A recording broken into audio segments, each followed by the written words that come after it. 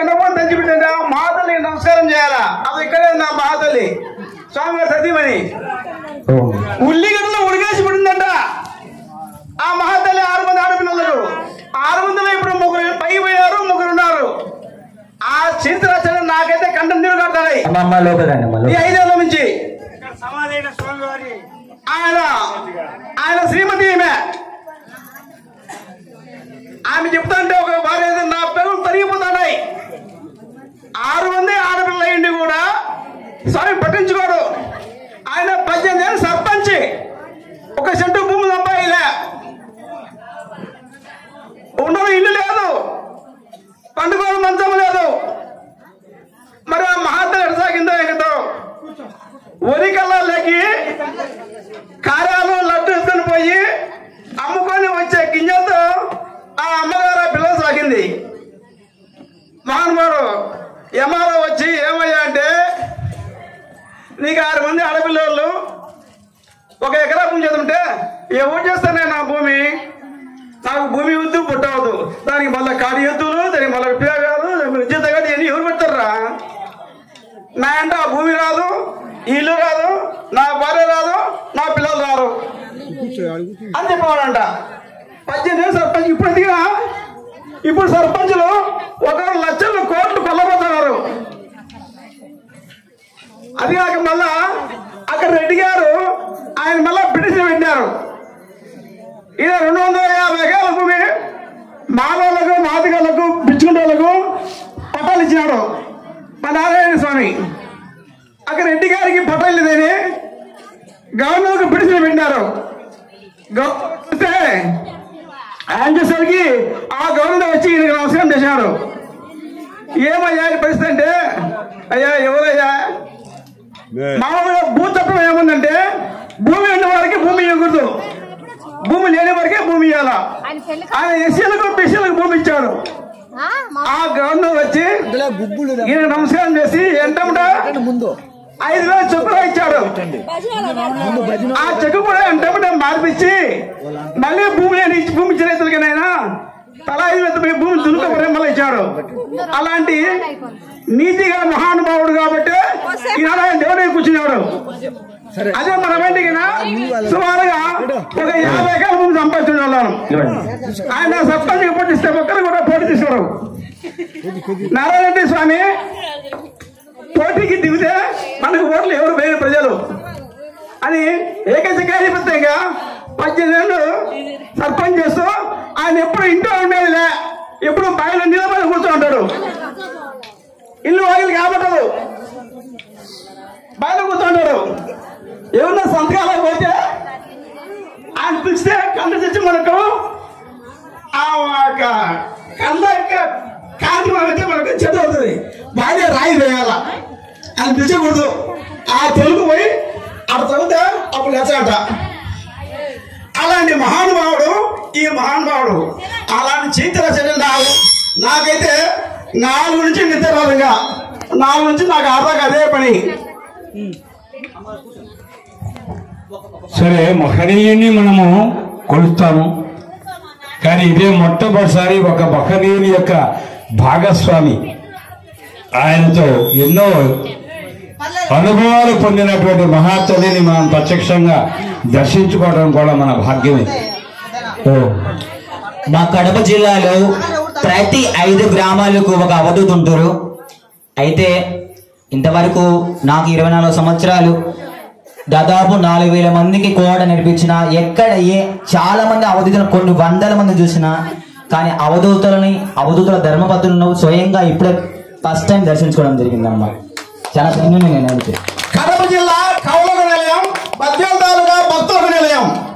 కడప జిల్లాకు 80 మంది కవులు ఉన్నారు. ఊరి మండలానికి ఒక కవి ఉన్నారు కడప జిల్లాలో. బద్వేల్ తాలూకాలో మీకు తెలియదు, అవధూతులు చాలా మంది ఉన్నారు, నాకు తెలుసు, నేను సేకరిస్తాను కాబట్టి. అందుకోసమే కడప జిల్లా కవులకు నిలయం, బద్వేల్ తాలూకా భక్తులకు నిలయం.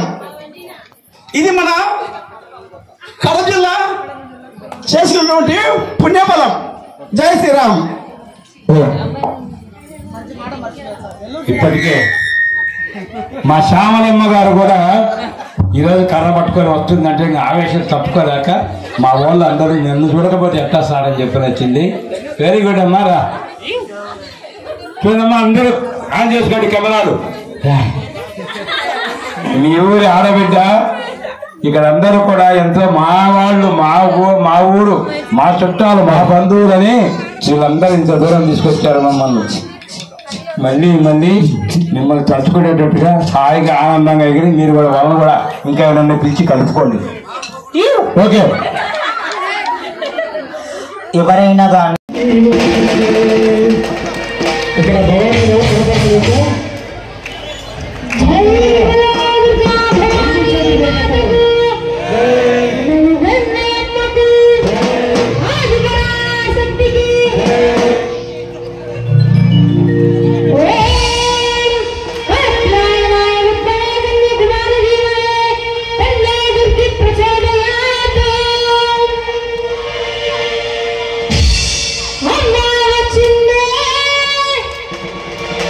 Yeah!